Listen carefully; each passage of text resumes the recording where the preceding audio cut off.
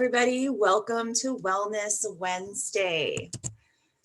All right, it's one of my favorite days of the week. Hi, everybody. Thanks for joining me. Is everybody in? Come into my office. I wish that, you could actually come into my office right now. I've just been noticing how I'm missing having tea with some of my favorite people in my office. And so even if you can't come in here physically, or if you don't have an appointment set up with me or something, that's fine.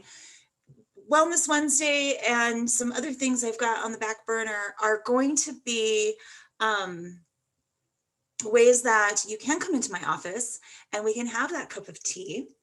And I miss pouring tea for people. And I've got my little tea set up back there with my little teapot, and I've got all kinds of teas and honey straws and things like that for you. And we're all online these days, and that's okay. But I invite you to grab your own cup of tea. I was just looking outside right now. It's one of those, stormy February mornings, and it's like sunny and snowing at the same time. And I'm just like, dang, I wish I were up at the ski area right now or in the backcountry somewhere.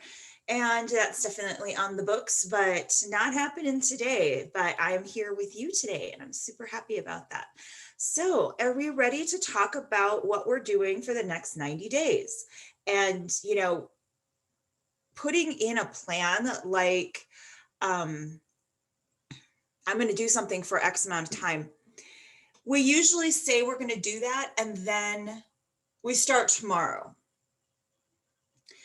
And our goal is 90 days away, or whatever that time frame is. We're starting tomorrow, and we've got that long to do it. And in our head, if we can't get it done in that amount of time, then it didn't work, or it's too hard, or I'm not a person who can run a marathon or do that. Not that I'm going to train to run a marathon, but we really need time and planning and adjustments and room to mess up and fall before we can really get on that stricter kind of implemented protocol, which I'm using. I like that word because do you remember there's this old Goldie Hawn movie? Look it up. It's called Protocol. It's hilarious. She's a riot, and it's actually about as relevant as ever.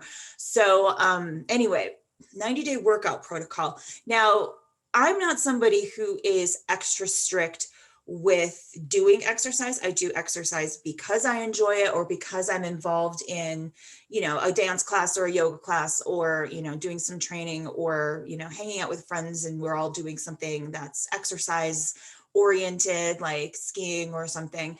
But other than that, left to my own devices, I also like to allow my body to rest and recuperate. And I've been working on some old kinks that are left over from skiing so much over the past couple of decades. And your body needs a little time to, let go of some of its held injuries. So getting back into doing something like a workout at all could be a stretch for some of us, especially right now. We've all been in pandemics. We haven't been doing our regular thing. But that doesn't mean we can't move ourselves back on track. So 90 days from now, we are going to be in somewhere in May, right? By the time we really can implement on all of the levels that you need to make changes in order to do whatever your goal is. We're going to talk about goals in a minute. You have to do it on so many levels, and you can't just cram it all into I'm starting over tomorrow. That's going to set you up for failure. But between now and I've got a couple more of these 90-day topics coming up in the next couple of weeks. And between now and then, it'll be springtime. So if you can take all of springtime, which coincidentally is 90 days, somewhere around March 20th, all the way through June 20th, you are going to be so much, first up, happier, more energetic, probably stronger and more flexible with less aches and pains. you're probably going to be more efficient, more inspired, and people are going to be like, what have you been doing? We need to put things together on a few different levels. Last week, I talked about mindset. This week, it's exercise. Next week, we're going to go to food, which is actually one of my favorite topics. Most people's, except for when you're talking about diet and exercise. So let's get started. Take some nice deep breaths and oops, I didn't really want to turn myself off. I'll turn myself back on. And let's get into just a little bit of a discussion. Now, if you have questions or something, please feel free to send me a quick comment or message me or something. I'm happy to help, but I really want to make sure that, all right, looks good.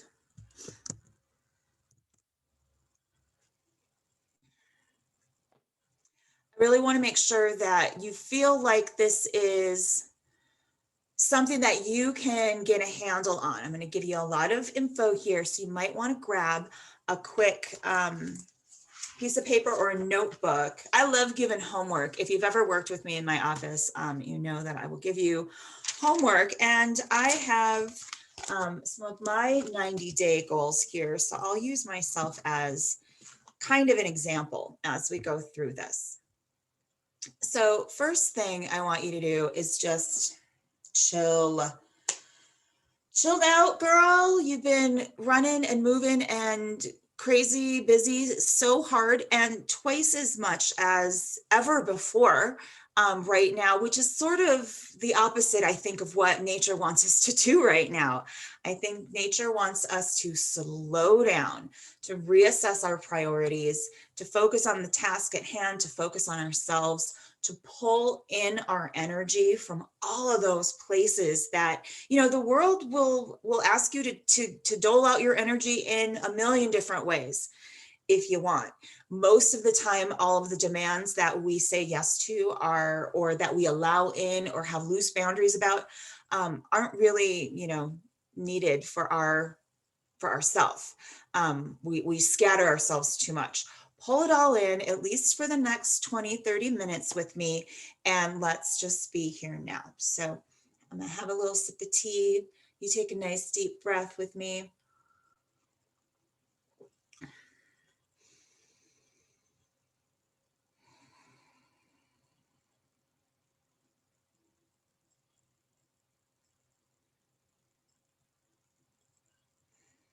There you go. Just that much you can like kind of practice all day long to reset yourself, even just on that little bit, just that little bit, and remind yourself to bring your focus back to yourself. We don't need to be quite so crazy busy all the time. It's really not healthy. So to get on this workout protocol, first we have to set intentions. We have to get our mindset in the right place. We have to know what we're going to do and why. So decide on a purpose. So maybe it's lose 20 pounds for a summer sport or a summer vacation. Oh my goodness. I heard on the news this morning, people would rather go without sex for a year, divorce or drop their partner, or quit their job or something. Like, everyone is ready to go on vacation. And rightly so. We've all been, you know, having the cabin fever happening. I've got lots of my, I work with a lot of single moms and work from home moms, and they are really ready for a shift and a change. And if we can funnel some of that energy into focusing on, okay, here's my goal. I want to be able to hike 20 miles on a weekend hiking trip this summer. So I need to be ready for that. And it's not just losing 20 pounds. I would have to start practicing with a heavier pack. I would have to start doing like 5 to 10 to 15 regular kind of hikes to get myself in shape for doing a 20-mile hike in, you know, a weekend or something like that. there's a lot more to it than just lose weight. Lose weight is the thing that we feel like we want to do or should do, but honestly, it doesn't matter. We can have great lives no matter what our weight or shape. We need to be healthier. We need to be in a better mindset. We need to know why we're going to make certain changes. And that doesn't necessarily mean changing anything about our physical appearance. I want you to set a SMART goal. What is SMART? SMART is a goal that is specific. So walking 5 miles a day, that's pretty specific. And that's a pretty, dedicated goal. If you ask me, 5 miles a day is a great goal. Measurable. How long? 5 miles a day in 40 minutes, something like that. Measurable. A is actionable. It's not quite actionable. There's another word. I forget what it is. I'll get it to you next week. It's actionable. It's like being able to take some kind of action or achieve something. It's achievable. It's not, I'm going to race, do a race on the moon. That's might not be achievable for you, right? I'm going to do I can't even think of goals that big. It's got to be something that you can actually do. And then it's got to be relevant. Is walking 5 miles a day going to help me on my purpose in my summer sport or my vacation? Well, not if it's whitewater rafting. I need a lot more upper body strength for that. So I'm going to have to add 50 push-ups a day or whatever. Relevant and timely. 5 miles per day, and we're doing a 90-day thing. We're going to get from where we are to whatever the goal is. I'm just giving you examples in 90 days. And that doesn't mean we start tomorrow. We're still getting our plan going on. All right. So this is just your beginning stages of it. And so many exercise programs or whatever kind of health, fitness, wellness thing you want to do, they're all probably great and have great advice. But they skip this. This is the place where your reality materializes and where you actually start becoming the person who can do this goal that you've probably never really done before. And it's going to be tricky to get there. It takes this, building up to it. And then you got to start visualizing yourself reaching that goal and using the law of attraction. And there's lots of ways you can do law of attraction. Just message me and I'll send you some ideas or whatever. And go on Pinterest and do law of attraction or The Secret or whatever. I also have, my boards on Pinterest that I feel like Pinterest is like really great for manifesting because you can really choose the imagery and the purpose for each of those boards. I also have some vision boards here that I'm working on. I've got one behind me and man, has that thing been cranking out the manifestation.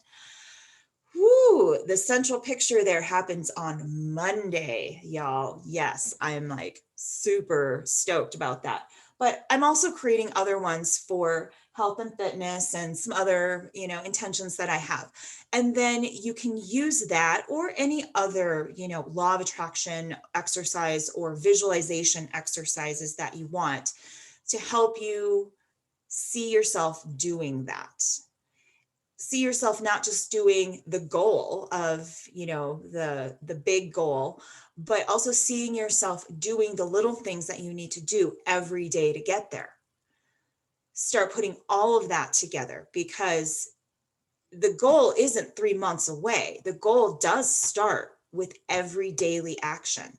We just think that we need to be walking 5 miles a day tomorrow. And if you aren't doing it yesterday, you're probably not going to do it tomorrow.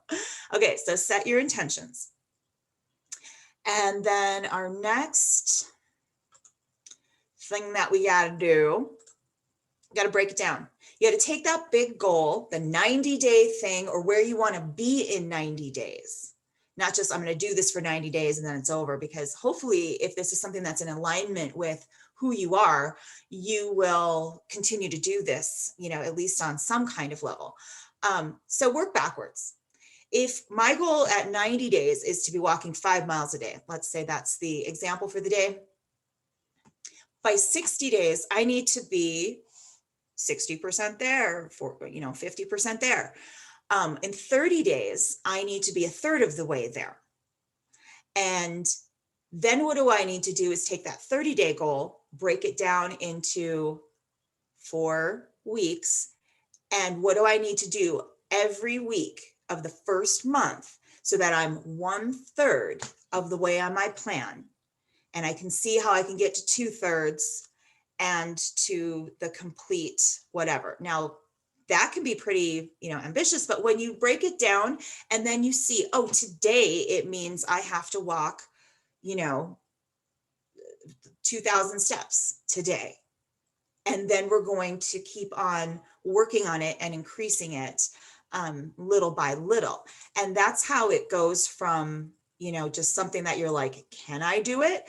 To something that you find yourself gradually doing and wanting more of it. And it's brilliant. If you started trying to walk 5 miles tomorrow, yeah, you could probably do it, but you might not be able to keep it up if you haven't worked yourself up to it. So then create a plan, and including cardio, strength training, and also something that I think is really overlooked is flexibility. Yoga, I can't praise it enough. And yoga can also be cardio and strength training as well. Believe me. That's another one of my goals, is to get back into my sun salutation practice and really be able to do the range of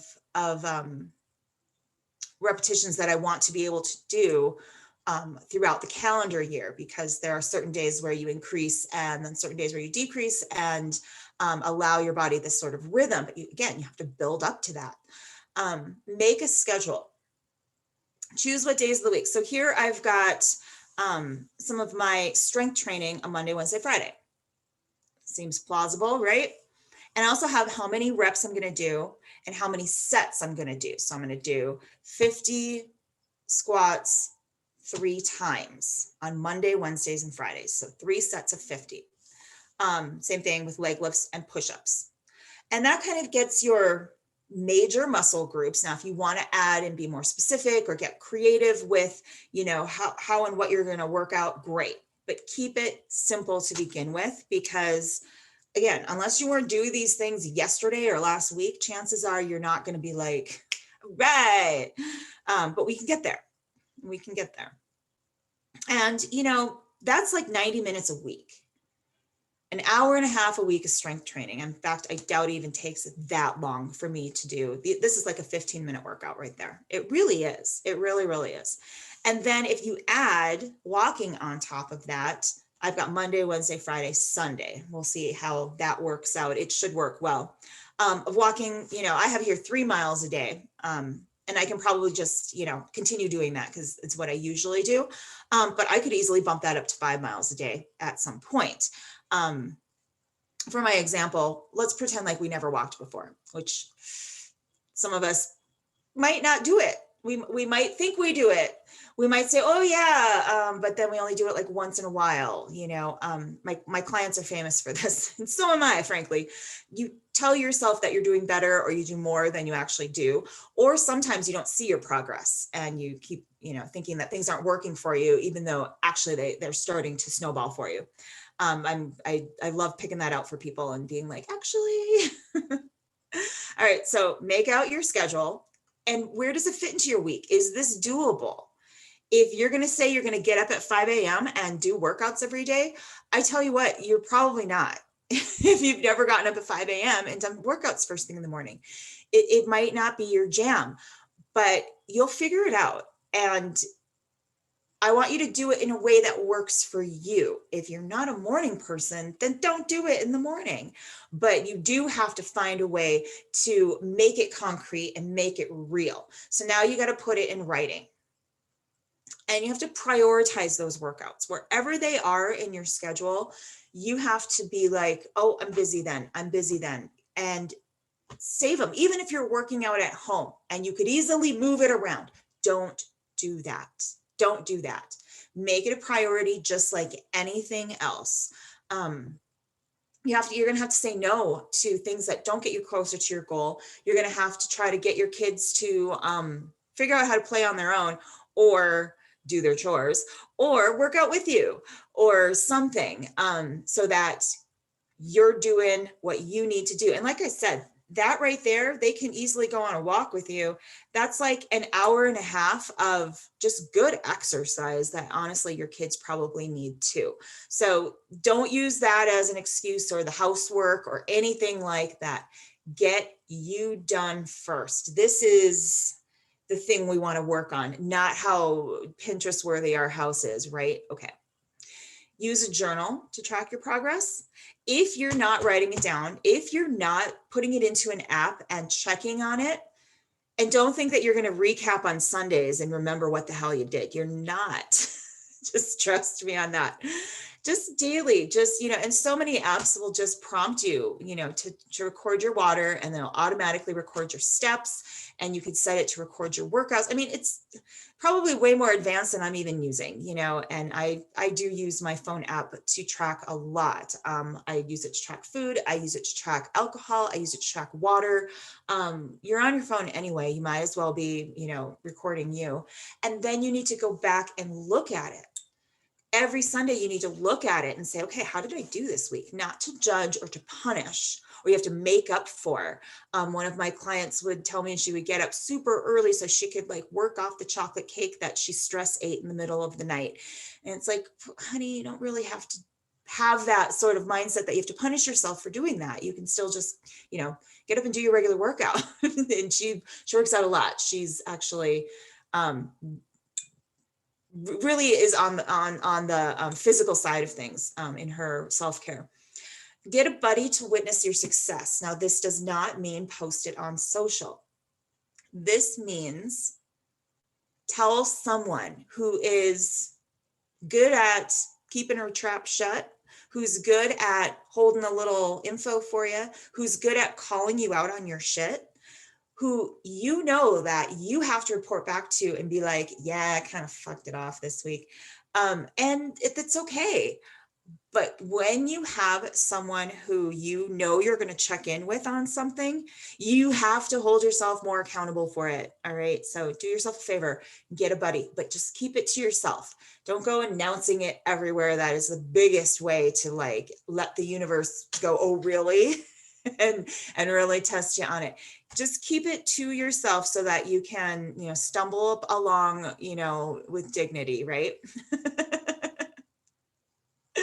Okay. And then after that, you got to start taking it up a notch. Once you get the plan, once you start doing something, you can't just go, well, I tried to walk 5 miles a day, but I couldn't do it.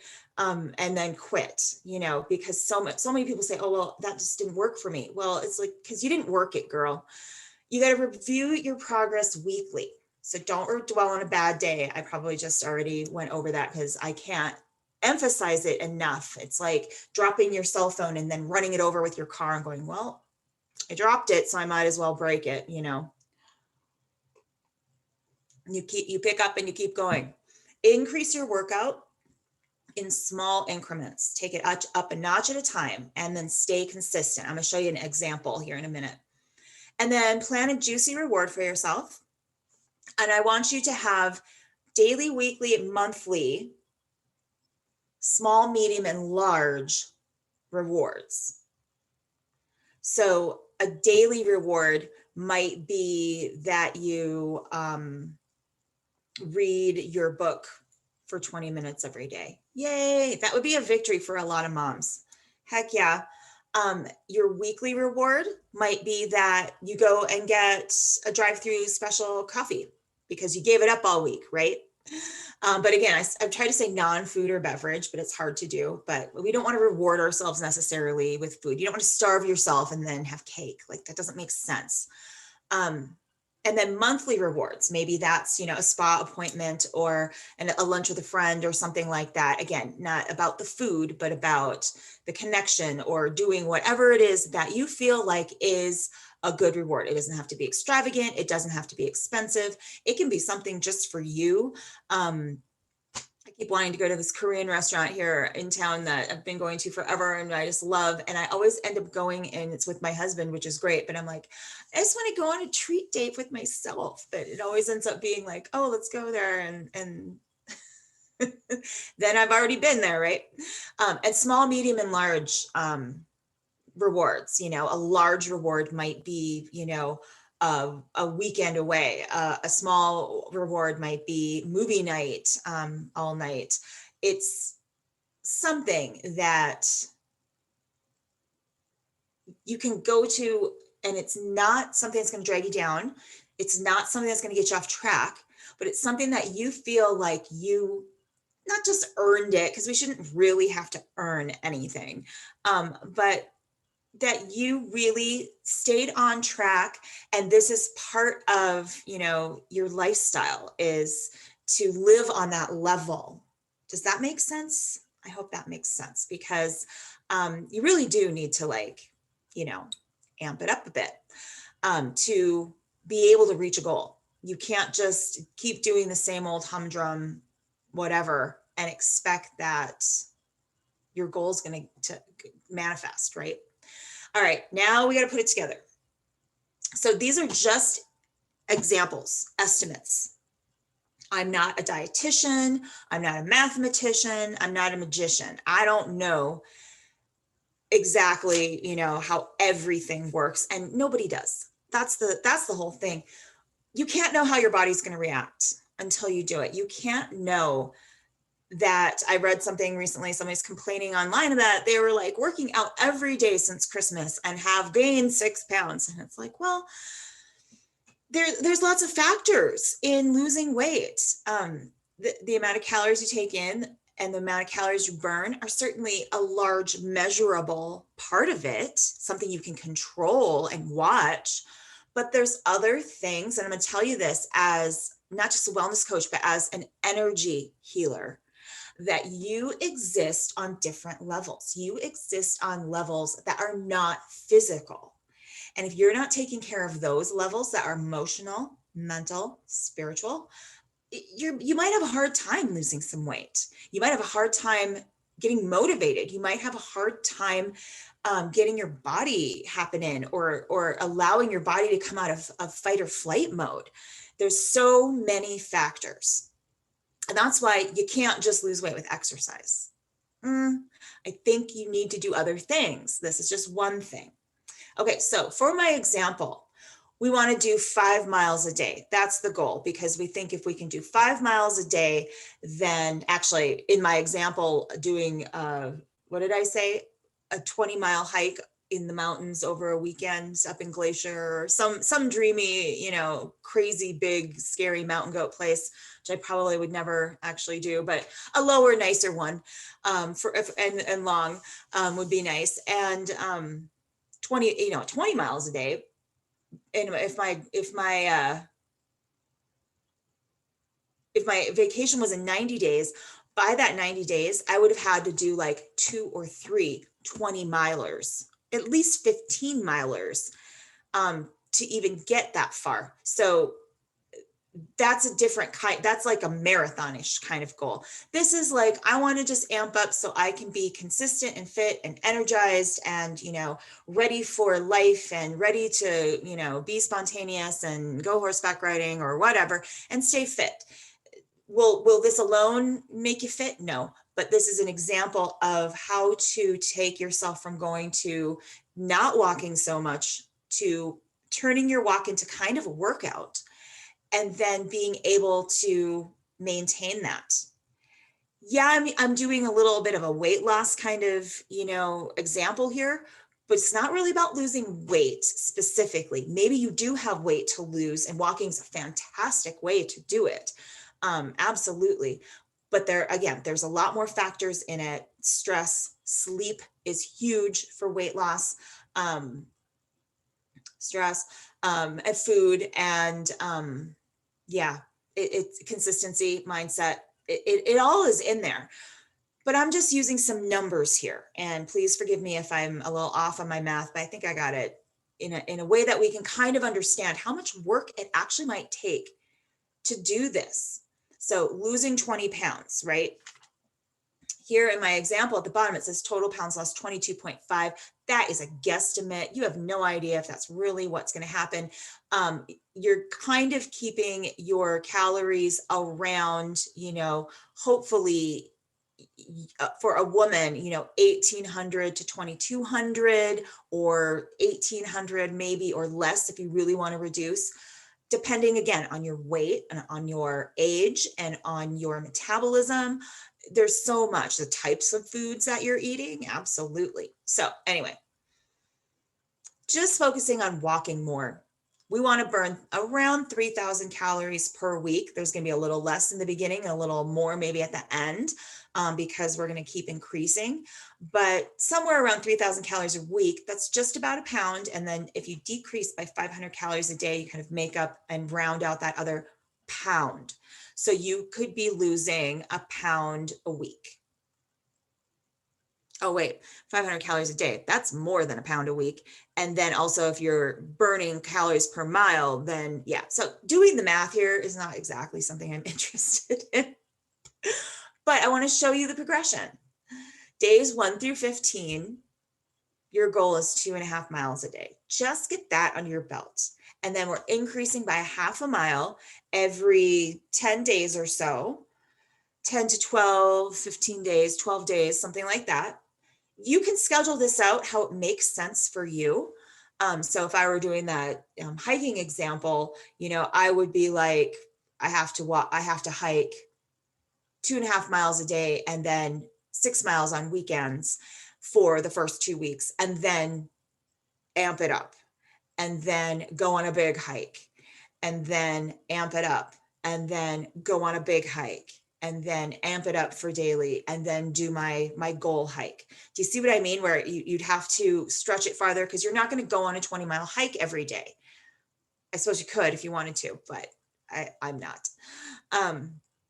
And then there's 10,000 steps per 5 miles, and you burn about 100 calories per mile, although the higher up your intensity is, that's variable. And a lot of times, if you have a smartwatch or Fitbit, it's going to tell you so much of this. I don't personally use any kind of devices on my body like that, except I do let my phone track my steps and my distance, and that's cool, and my altitude and my ski runs. But other than that, I don't do a whole lot of Fitbit type of stuff. If you do, that's awesome. The more data you have, the better. And again, we're just talking about exercise, this week, putting it together with diet and sleep and all of those things that I'm going to, keep on talking about over the next couple of weeks, really start snowballing this for you. So start slow, amp it up a little bit, get that vision in your head of, why am I doing this? It's not just to lose weight. It's not just to say you can walk 5 miles a day, or to change something major about your body. Maybe your body will shift or something because of your plan, whatever, I'm focusing this on just walking, but this could be easily translated into, yoga or weightlifting or something like that. But whatever it is, why are you doing it? You got to keep that in the front, or else you're going to kind of push it off and you're going to blow yourself off and then be like, well, that didn't work. Well, it's because you didn't work it, girl. And again, these numbers here are just estimates, but look at how much you have to do, like 300 miles or more to lose 20 pounds. Is that a lot? I don't know. That's all a judgment kind of. Is it doable? Sure, absolutely. But in 3 months to lose 20 pounds, I hope that we're not, too set on weight or numbers like that. Exactly. I want you to feel better about what you can do, about your energy level, about how you're approaching your life every day because of the extra effort you're putting in to keeping your body healthy. That's more of a measurement for success than what the scale says. And we've just been bombarded with media our entire lives as adult women of how you're supposed to be better. You're supposed to be perfect. You're supposed to always be losing weight. And it's just maddening. Put all of that aside and focus on the goal. Focus on being happier, being healthier. That's really more valuable than whatever the number is on the scale. The number on the scale is not important. All right. So until next time, thank you so much for joining me. And well,